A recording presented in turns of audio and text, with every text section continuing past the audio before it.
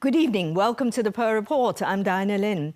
David Akers-Jones, ring a bell? He's been a fixture in Hong Kong since landing here 60 years ago, rising to a pinnacle of the colonial civil service as acting governor. He's played roles in many of Hong Kong's exigencies, especially in the new territories and in Hong Kong's democratization. Producer Yan Zhou met up with Sir David as he celebrated his 90th birthday.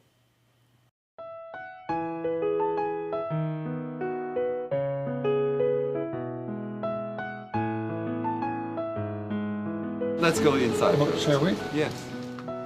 This April, Chinese University Vice-Chancellor Joseph Song invited Sir David Akers-Jones to his lodge on campus. Oh, these are your sons and daughters. For 13 years, Sir David has been mentoring Chinese university students.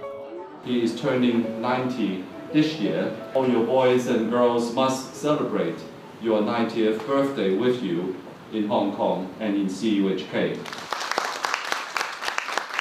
Thank you, Sir David. We think you are amazing. So I'd like to present Amazing Grace to you. Bright shining lights. They're my family. That's my wish, that I'll be well enough, healthy enough to carry on with what I'm doing for many years to come. He's willing to spend time communicating with youngsters. We wish him happiness every day and to be always by our side, like our pair. Happy birthday to Sir David. Happy birthday to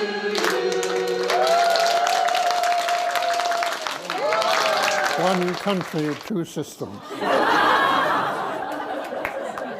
Nowadays, the nonagenarian spends most of his time reading at home. But I like reading about how we got here today. Over 60 years of history in Hong Kong. And he's still here. I'm like the old man in the poem, Li Jia Lao Da Hui. A long time since I left my home. If I go back to my native village, they will say, "Who is this old man? He speaks like one of us, but we don't know who he is." That's very sad. His village is Sussex, England. His mum died when he was a child. His dad was with the Civil Defense Organization. At 18, as the World War II was ending, he joined the Merchant Navy and sailed off to India.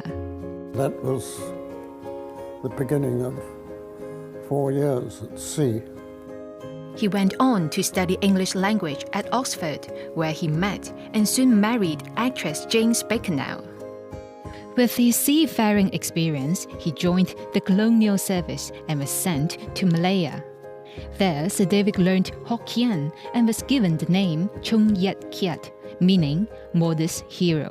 เพราะในช่วงขั้นนี้สิผมซึ่งไม่เคยไปทางกง所以ควายฮอกเกี้ยนไว้ long boycotted. After Malaya's independence in 1957, he was transferred to colonial Hong Kong. We landed at Kai Tak and went across the harbour to a place where I was to be working in the Commerce and Industry Department. It was a tense time when the new Chinese Communist regime was causing tensions in Taiwan and Hong Kong. I was in control of emergency food in case Hong Kong should suffer from an evacuation. In 1959, he became district officer for the new territories. I like the name Layman Fu, layman, looking after the people. That's how I felt was my job. He oversaw projects such as Yan Chai Hospital in Tsuen Wan, Shek Pik Reservoir on Lantau Island, Plover Cove Reservoir in Tai Po, etc., and 5 years in Yuen Long. I was there the longest. My heart is really in Yuen Long. It had no football pitch, no music, no art. They had created Man Ngai Hip Chun Wui, the Town Hall Management Committee, also the Sports Association. It was wonderful being part of it, making them come into action and managing themselves with an identity, the Yuen Long identity. Yuen Long villagers nicknamed him Chung Sok or Kitsuk. I like the name, Uncle Chung. Do you know who that is, Uncle Chung?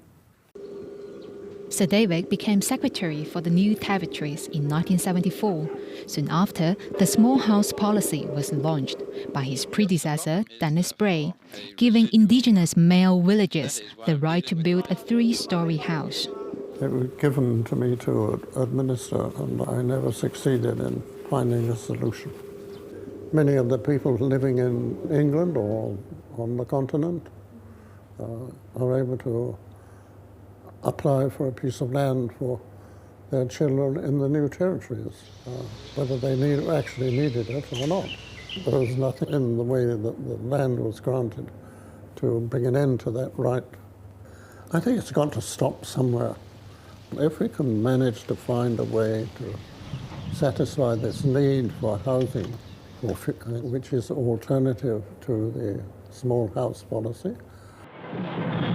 As secretary for the new territories, Sir David received royalty, Queen Elizabeth visiting Chuen Wan in 1975 and Prince Charles in Yuen Long in 1979.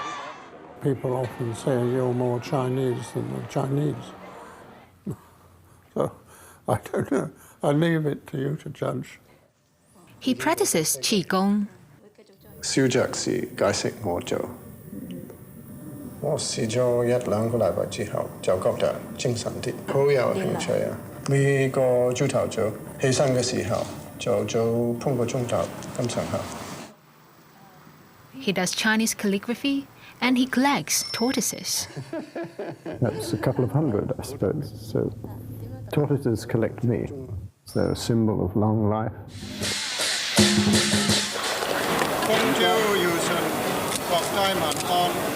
He understands very well Chinese customs. He has always paid a lot of respect to dragon boats, Chinese New Year. He became a member of the Chong's Clansmen Association because his Chinese name is Zhong Yat-Yi. As a young civil servant, Executive Councillor Regina Ip worked under Sir David in the early 80s. I got married when I was serving in the New Territories Administration, and David very kindly came to my wedding dinner and served as guest of honor. Regina was transferred after a year. He voluntarily wrote me a commendation letter, giving full recognition to what I achieved. He is truly a highly perceptive boss, very caring about young officers. In 1982, as the colonial government scrambled to create a more representative political system, David Akers-Jones oversaw the district board poll, Hong Kong's first direct election.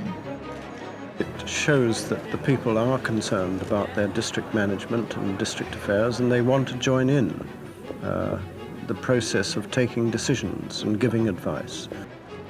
In 1983, Sir David was Secretary for District Administration when election for the century-old Urban Council was opened up for all Hong Kong permanent residents over 21 to vote. If it goes on like this, it will be more than 100,000 people will have voted in these elections by this evening. In 1984, 2 months before the Sino-British Joint Declaration was signed, Sir David helped draft a green paper proposing the first ever indirect election to the legislature to be held the following year. And was generally supported by the people of Hong Kong. The system has worked out extremely well. Former legislator Emily Lau got to know Sir David Akers-Jones when she was a young journalist in the 80s.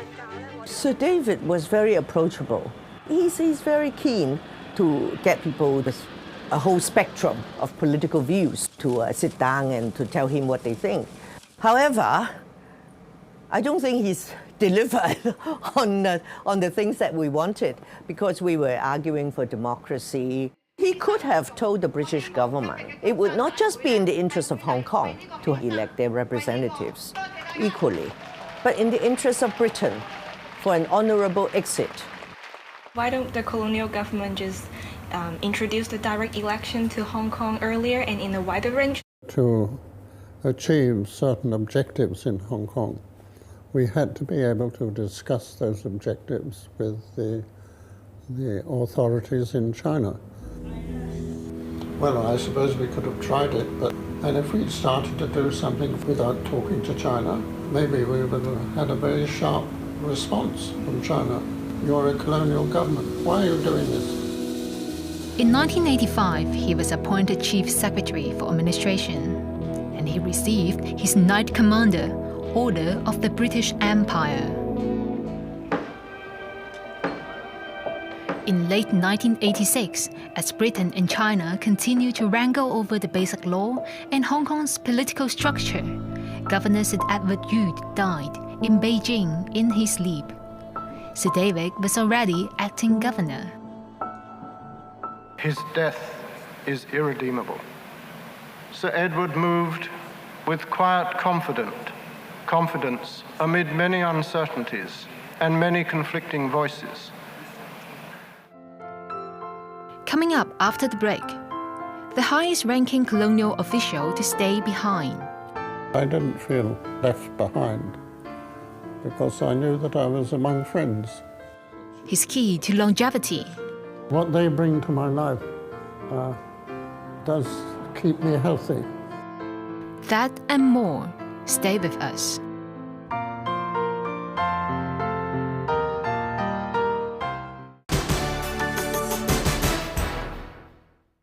Welcome back to the Pearl Report.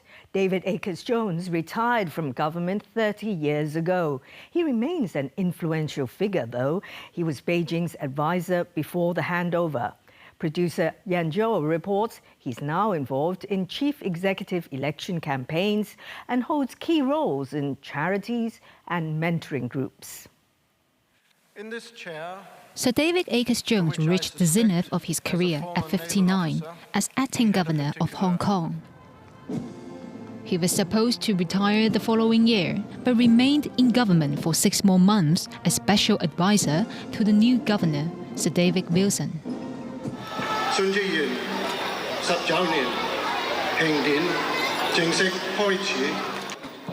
Next, he chaired a newly quasi-independent housing authority for 5 years. Relocating residents into public housing flats was a major task. This land where we stand today was once completely covered by 4,000 squatter huts. In the late 1980s, the government cleared Ranny's Mill Cottage area to make way for Cheung Kwan O New Town. we will use our normal clearance policies to achieve the clearance. But obviously it'll be handled with care and sympathy. It was sad for the people having to move, but the secret lies in how you bargain with the owners of the land, and they will be paid enough sufficient compensation.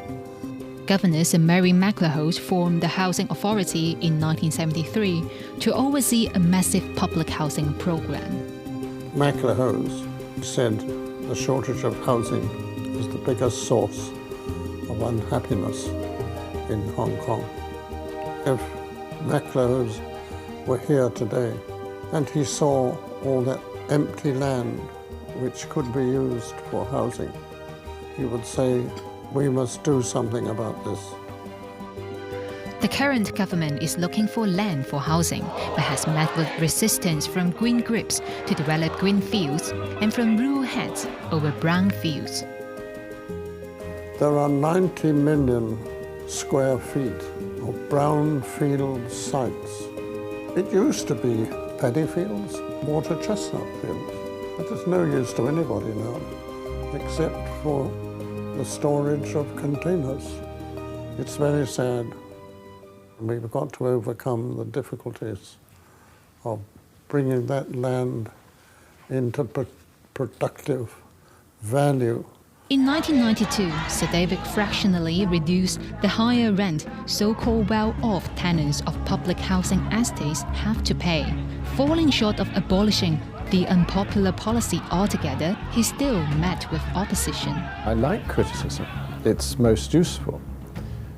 It makes you examine what you're doing. But he soon resigned from the housing authority.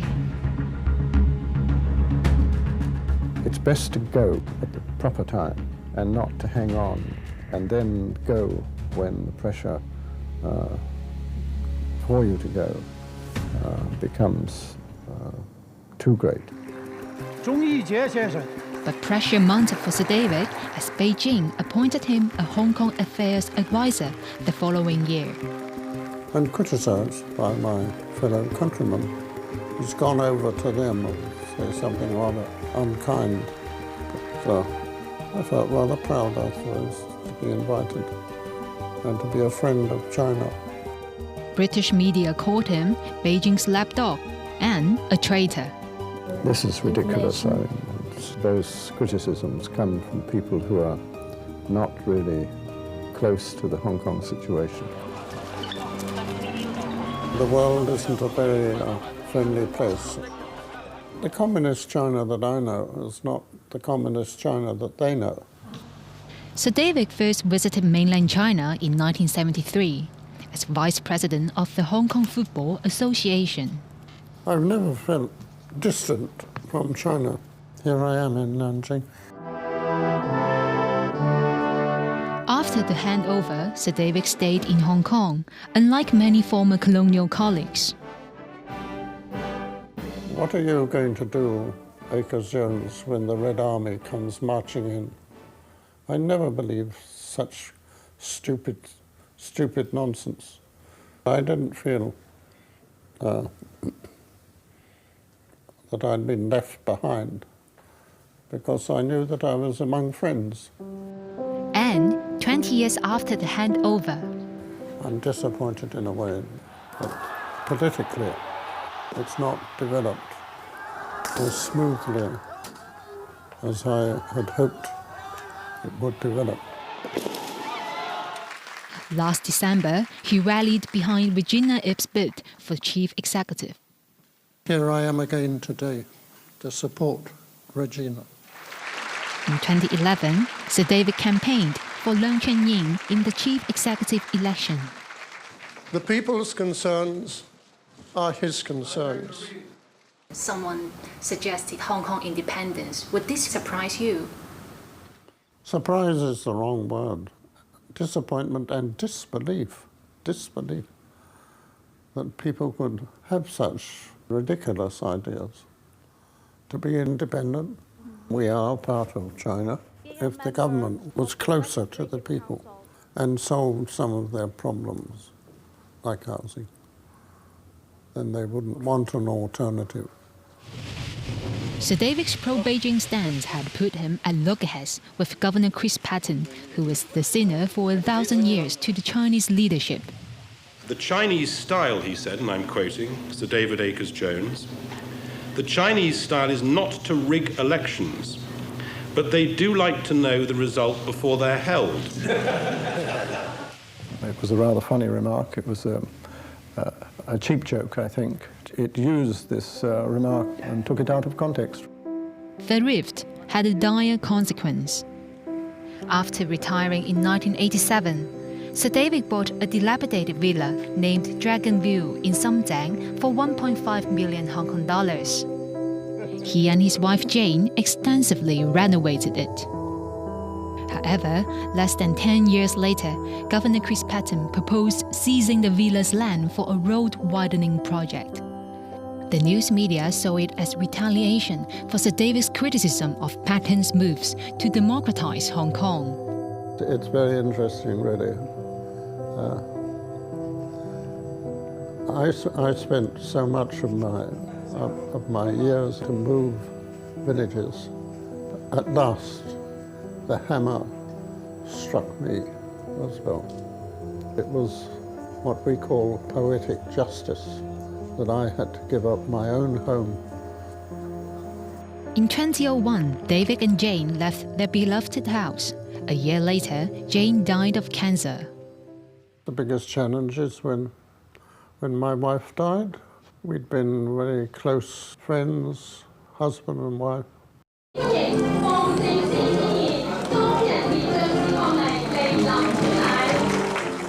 Jane often accompanies Sir David to public events. She also served as Chief Commissioner of the Girl Guides. We were married for over 50 years, happily, and accepting challenges. Their daughter lives in Australia. Their son died in a car accident in his 20s. Sir David lives with his helper in a flat in West Kowloon. I like living near the sea. I can look out from my flat and see the shoreline of Hong Kong.